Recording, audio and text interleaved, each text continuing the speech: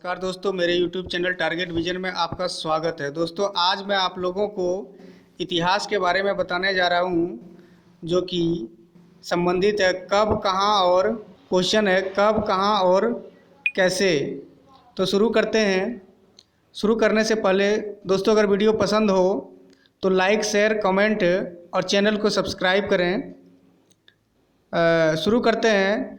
भारत में लाखों वर्ष पहले लोग कहाँ रहते थे? भारत में लाखों वर्ष पहले लोग कहाँ रहते थे? तो दोस्तों, नर्मदा नदी के तट पर रहते थे। नेक्स्ट है, 8000 वर्ष पूर्व गेहूं और जौ जैसी फसलों को उपजाना प्रारंभ किया। 8000 वर्ष पूर्व गेहूं और जौ जैसी फसलों को उपजाना प्रारंभ किया, तो सबसे पहले ये कहाँ शुरू किया? तो शुरू किया सुलेमान और किरथर पहाड़ियों से। कहाँ शुरू किया? सुलेमान और किरथर की पहाड़ियों से ये शुरू किया। सुलेमान और किरथर की पहाड़ियों से शुरू किया। नेक्स्ट है, कृषि का विकास हुआ। कृषि का विकास कब हुआ? तो कृषि का विकास हुआ 8000 वर्ष पूर्व।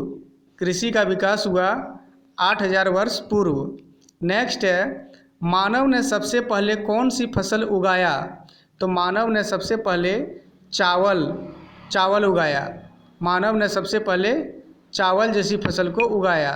नेक्स्ट है, इंडिया शब्द इंडस से निकला, जिसे संस्कृत में क्या कहा जाता है?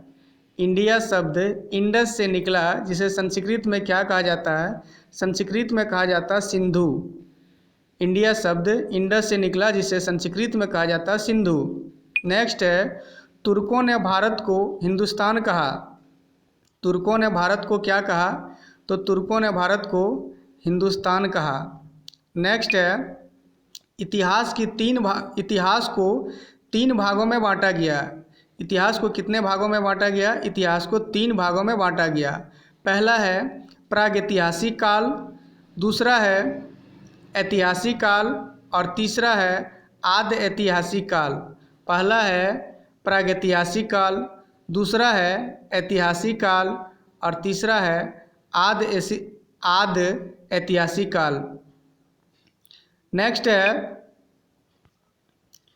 है, जिस काल में मनुष्यों का कोई लिखित साक्ष्य नहीं मिलता है, उसे क्या कहते हैं? जिस काल में मनुष्यों का कोई लिखित साक्ष्य नहीं मिलता है, उसे क्या कहते हैं? उसे कहा जाता है प्रागैतिहासिक काल। उसे कौन काल कहा जाता है? प्रागैतिहासिक काल कहा जाता है। नेक्स्ट है, जिस काल में मानव का लिखित साक्ष्य मिलता है, उसे क्या कहा जाता है? उसे कहा जाता है ऐतिहासिक काल। नेक्स्ट है, जिस काल में मानव के लिखित साक्ष्य मिला है लेकिन अभी तक पढ़ा नहीं गया है, उसे क्या कहा जाता है? उसे कहा जाता है आद्य ऐतिहासिक काल। तो इतिहास को कितने भागों में बांटा गया? इतिहास को 3 भागों में बांटा गया है, जैसे प्रागैतिहासिक काल, ऐतिहासिक काल और आद्य ऐतिहासिक काल।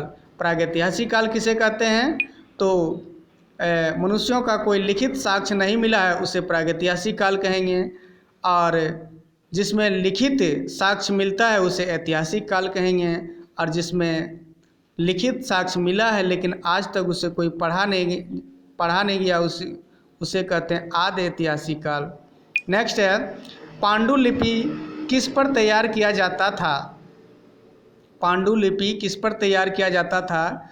तो ताड़पत्र या भूज नामक पेड़ की छाल पर लिखा जाता है। कौन चीज़? पांडुलिपि। पांडुलिपि जो लिखा जाता था, वो ताड़पत्र या भूज नामक पेड़ की छाल पर लिखा जाता था। नेक्स्ट है, भारत का सबसे पुराना ग्रंथ क्या है? भारत का सबसे पुराना ग्रंथ है मेरे भाई वेद। भारत का सबसे पुराना ग्रंथ है वेद। नेक्स्ट है, चंद्रगुप्त मौर्य के प्रधानमंत्री कौन थे? चंद्रगुप्त मौर्य के प्रधानमंत्री चाणक्य थे, जिसे अर्थशास्त्र के लेखक भी कहा जाता है। जिसे अर्थशास्त्र के लेखक भी कहा जाता है। नेक्स्ट है, कश्मीरी कवि कल्हण जिसने लिखी है, कश्मीरी कवि किसे कहा जाता है? तो कल्हण ने क्या लिखा? राजतरंगिणी। राजतरंगिणी जो है वो गैर धार्मिक पुस्तक है। राजतरंगिणी जो है वो गैर धार्मिक पुस्तक है। नेक्स्ट है पुस्तकों को हाथों से लिखा जाता था, उसे क्या कहते हैं? पहले क्या होता था, इतिहास में पुस्तकों को हाथ से लिखा जाता है, जिसे हम लोग आज पढ़ते हैं पांडुलिपि, नेक्स्ट है हेरोडेटस को इतिहास का पिता कहा जाता है। यह कहाँ के लेखक थे? ये यूनान के प्राचीन लेखक थे।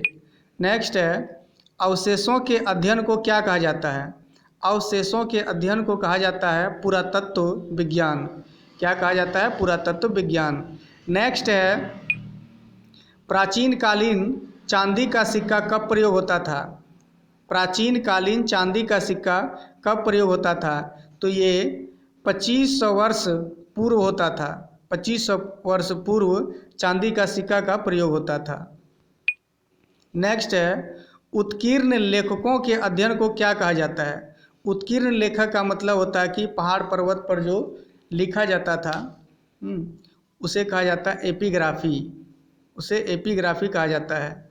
नेक्स्ट है दक्षिण भारत में बोली जाने वाली भाषा क्या है? तो दक्षिण भारत में बोली जाने वाली भाषा तमिल है। नेक्स्ट है अशोक के उत्कीर्ण लेखों को सबसे प्राचीन मानी जाती है। तो ये पूछा जाता है कि किसके लेखों को सबसे प्राचीन मानी जाती है? तो ये अशोक के उत्कीर्ण लेखों को सबसे प्राचीन मानी जाती है। तो ये इतिहास का कुछ क्वेश्चन था जो कब, कहाँ और कैसे से संबंधित था। ये दोस्तों अगर वीडियो पसंद हो तो लाइक शेयर कमेंट करें और अपने दोस्तों के पास शेयर करें। जय हिंद दोस्तों।